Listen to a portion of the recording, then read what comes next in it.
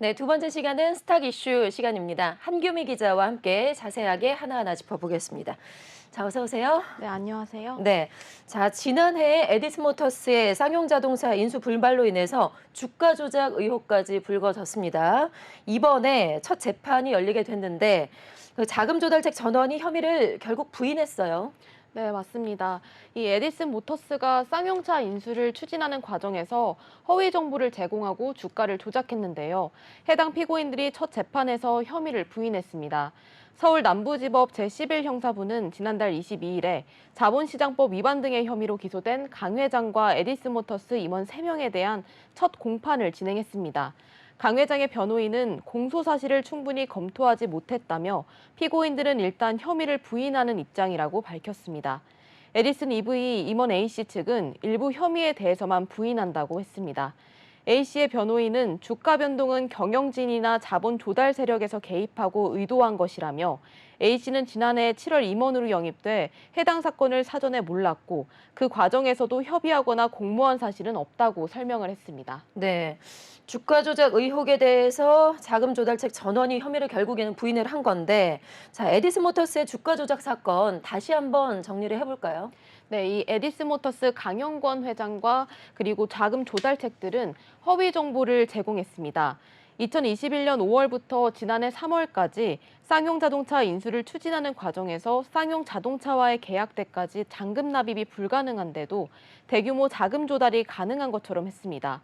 또 에디슨 모터스 관계사인 코스닥 상장사 에디슨 EV의 주가를 띄워서 약 1,621억 원의 시세 차익을 얻었습니다. 피고인들은 각자 20억에서 60억 원의 부당이익을 취한 혐의를 받고 있습니다. 에디슨 모터스는 지난해 10월 쌍용차 인수 우선 협상 대상자로 선정돼 인수합병 계약을 체결한 회사입니다. 당시 이 회사의 자금 조달 창구였던 에디슨 EV 주가는 쌍용차 인수 추진 소식에 급등했었는데요. 이 과정에서 에디슨 EV의 대주주 투자조합이 주식을 대부분 처분하고 또 차익을 실현해서 먹튀 논란이 일어났습니다. 결국에는 이 에디슨 모터스가 인수대금 잔금을 납입하지 못하면서 합병은 무산됐습니다. 네, 이 주가 조작의 입증이 참 쉽지 않다고 하던데 이번이 첫 재판이었으니까 앞으로 상당한 기간 동안 법정 공방이 참 지루하게 이어질 것 같습니다. 자, 두 번째 이슈 짚어보도록 하죠. 회사 돈 2,215억 원, 무려 2,215억 원을 횡령한 혐의로 기소가 됐었던 오스템 임플란트의 전 자금관리팀장에 대한 1심 선고가 나왔습니다.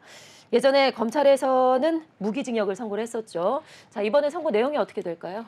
네, 이 오스탐 임플란트의 전 자금관리팀장인 이모 씨에게 1심에서 징역 35년의 중형이 선고됐습니다. 이모 씨는 2,215억 원의 회사 돈을 빼돌린 혐의로 구속 기소됐는데요. 벌금 3천만 원과 부동산 전세 보증금 등 반환 채권의 몰수, 그리고 1,151억 8,700만 원가량의 추징 명령도 함께 내려졌습니다. 재판부는 함께 범행에 가담한 혐의를 받은 아내에게는 징역 3년을 선고했고 여동생과 처제에게는 각각 징역 2년에 집행유예 3년을 선고 내렸습니다. 재판부는 피고인이 사건 이후 처벌을 감수하더라도 재산을 확보해놓거나 출소 후 재산을 활용해 이익을 누리겠다는 계산한 흔적이 보인다고 말을 했습니다. 또 출소 후 범죄이익을 향유하는 상황을 막기 위해 중형을 내렸다고 언급했습니다. 네, 지난달에 결심 공판이 열렸었어요. 최종적으로 검찰에서는 무기징역을 구형을 했었는데 이번에 재판부에 검찰 쪽에서 요청한 사안이 있을까요? 네, 우선 검찰은 지난달 12일 열린 결심 공판에서 이 씨에게 무기징역을 선고하고 또 이 씨 범행에 가담한 혐의를 받는 아내에게는 징역 5년, 처제와 여동생에게는 징역 3년을 선고해달라고 요청했습니다. 또 이 씨 아내와 여동생 명의로 구입한 부동산 전세 보증금 등 반환 채권을 몰수하고 벌금 3천만 원을 내려달라고 했는데요. 약 1,147억 원을 추징해달라고 재판부에 요청했습니다. 결심 공판과 비교하면 1심의 징역 구형은 낮고 또 벌금과 추징금은 약간 높아진 겁니다. 검찰은 이 사건뿐 아니라 회사 돈을 수백억 원 단위로 횡령하는 사건이 늘었는데 이 유형 중에 가장 큰 이 범행을 일벌백계해서 다시는 이런 일이 없게 해야 한다고 밝혔습니다. 네. 자, 지난달에 열렸던 그 마지막 재판에서 자금관리팀장 입 씨가 그래도 검찰이 제기한 공소 사실을 다 인정을 했다고 합니다. 네. 네, 네, 이 씨는 공소 사실을 모두 인정했는데요. 이 최후 변론에서 저로 인해 고통받은 회사와 주주, 또 유관기관 관계자들에게 사랑하는 가족 모두에게 진심으로 사죄한다고 밝혔습니다. 또 다시 살아볼 기회가 만약 제게 주어진다면, 또 그 기회를 주신다면 평생토록 죄를 반성하고 참회하며 자숙하면서 살아가겠다고 이렇게 말을 했습니다. 네. 자, 그리고 이 씨가 출소 뒤에 범죄 수익을 누릴 계획까지 세웠다고 합니다. 네. 그래서 지금 검찰에서는 항소 여부도 고심 중이라고 하네요. 자, 알겠습니다. 자, 그다음 이슈로 넘어가 보도록 하죠. 네. 자, 최근에 3년 동안 상장 회사가 횡령한 사건 관련 액수가 기하급수적으로 늘어났습니다. 정확한 횡령 횟수와 금액이 어떻게 될까요? 네, 최근 3년간 이 상장회사 횡령 배임 사건 전수조사 결과 이 기간에 총 72건이 일어났습니다. 금액은 1조 8,070억 원에 달합니다. 전수조사 대상은 상장회사 공시 기준으로 기간 내 횡령 배임 등이 발생해 조사 중이거나 혹은 횡령 배임 등에 대한 소송이 종결된 사안입니다. 늘어난 사건은 4건 정도지만 금액은 6배 이상 커졌습니다. 이는 기업 내 횡령 사건이 갈수록 대형화된다는 건데요. 현재 금융당국도 횡령 사건에 대한 감시를 강화하는 분위기입니다. 지난해에는 횡령 배임 단일 사건에 대한 금액이 컸다는 점이 특징인데요. 아시아나항공이 3,871억 원으로 가장 많았고 오스템 임플란트가 2,215억 원, 또 롯데 하이마트가 1,767억 원으로 그 뒤를 이었습니다. 전수조사는 상장회사를 대상으로 했기 때문에 비상장 회사인 우리은행 직원의 700억 원대 횡령은 포함되지 않았습니다. 이런 사례까지 더하면 지난해 횡령 사건 피해액은 이것보다 더 크다는 겁니다. 금융감독원 관계자는 외부 감사 중 부정행위를 발견한 사례들을 분석한 결과 경영진이 횡령한 사건 비중이 73%로 비중이 가장 높은 편이고 나머지는 직원들에 의해서 벌어졌다고 설명했습니다. 네. 사건은 단 4건이 늘었는데 금액은 6배 이상이나 증가를 했다. 그만큼 횡령 범죄자들이 간이 상당히 커진 것 같습니다. 네. 참, 대규모 횡령에 이어서 지금 몇 억 원대의 소규모 횡령도 현재 진행 중이라고 하는데요. 가장 최근에 발생한 횡령 사건은 어떤 게 있을까요? 네, 가장 최근 발생한 이 횡령 사건은 멜파스에서 일어났는데요. 멜파스는 4억 원대 규모의 횡령 배임 혐의가 발생했다고 10일 공시했습니다. 이날 금융감독원 전자공시 시스템에 따르면 멜파스는 사내이사와 전문이사 외에 4명에 대한 고소장을 제출했다고 밝혔습니다. 횡령 발생 금액은 4억 3,600만 원 가량입니다. 이는 자기 자본 대비 1.02%에 해당하는 금액입니다. 네. 그리고 저축은행 업계에서도 횡령 사고가 상당히 많이 일어나잖아요. 그 중에서도 그 PF 대출 관련 횡령 사고가 많은데 이 내용은 어떤 내용인가요? 네, 이 저축은행 업계에서도 횡령 때문에 골머리를 앓고 있는데요. 금융감독원은 전체 저축은행을 대상으로 부동산 프로젝트 파이낸싱 대출 취급 과정에서 이상이 없었는지 자체 조사를 벌이라고 지시했습니다. 금감원이 저축은행 PF 대출 건정성에 대한 전수조사를 벌인 적은 있지만 횡령과 관련해 업권 전체를 점검하는 건 이번이 처음입니다. 네. 저축은행별 횡령 규모는 어떻게 나오고 있을까요? 네, 각 저축은행별로 이 횡령 금액은 한국투자저축은행이 약 8억 원, 모아저축은행이 59억 원이고 또 2021년엔 KB저축은행이 94억 원, 페퍼저축은행은 3억 원, 또 OK저축은행은 2억 원입니다. 금감원은 PF 대출이 횡령 사고에 취약한 것으로 보고 있는데요. PF 대출은 한도 내에서 사업장 공정률에 따라 여러 차례로 나눠 실행되기 때문입니다. 자금 집행이 잦은 만큼 담당 직원은 내부 통제가 부실할 때 돈을 가로채기가 상대적으로 쉽습니다. 실제 일부 저축은행 직원은 PF 대출 영업과 송금 업무를 전담하면서 이 송금할 때 계좌 주명을 임의로 변경하거나 혹은 자금 인출 요청서를 위변조하기도 했습니다. 네, 알겠습니다. 자, 네 번째 이슈 짚어보겠습니다. 주가 부진의 후폭풍으로 인해서 주식 관련 사채에 대한 권리 행사가 급감했다고 합니다. 자, 한 기자 얼마나 감소를 했을까요? 우선은 이 11일 한국예탁결제원에 따르면 2022년 주식 관련 사채 권리 행사 건수는 4,810건으로 전년도에 비해서 31.9% 감소했습니다.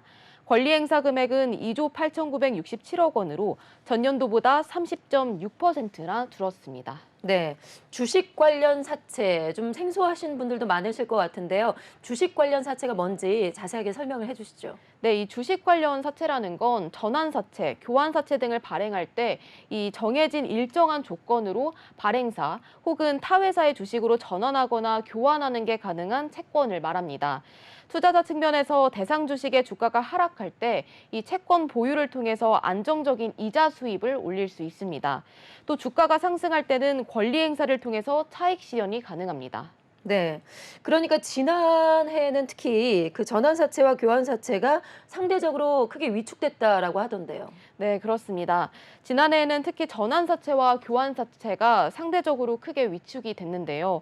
종류별 권리행사 건수는 전환사채가 2,627건으로 전년보다 42.1% 감소했고, 또 교환사채는 전년에 비해서 55.4% 줄었습니다.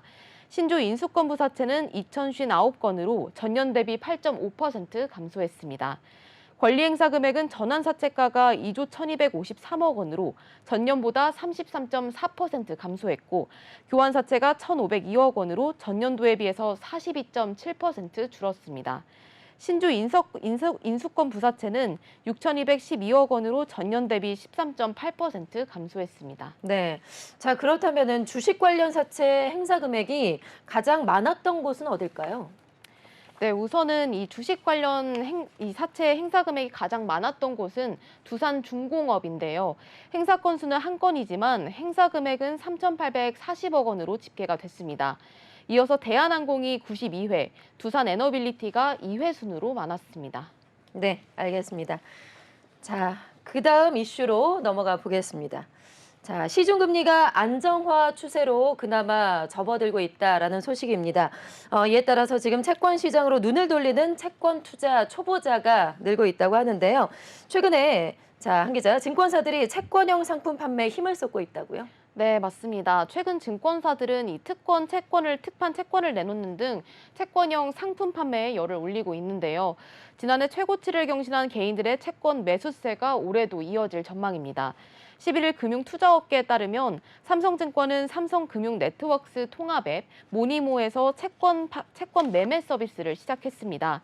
서비스 개시 기념으로 모니모에서 10일부터 연 5.3%의 특판 채권을 100억 원 한도로 판매합니다. 앞서 대신증권은 지난 2일 총 150억 원 한도로 판매한 특판 채권 2종을 조기 완판했는데요.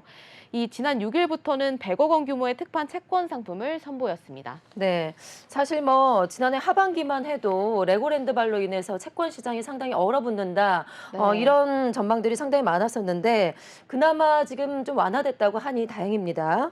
이렇게 상품들이 좀 많아지면서 회사채 역시 지금 자금이 좀 몰리고 있다고요. 네, 이 회사채 수요에 대규모 자금이 몰리고 있는데요.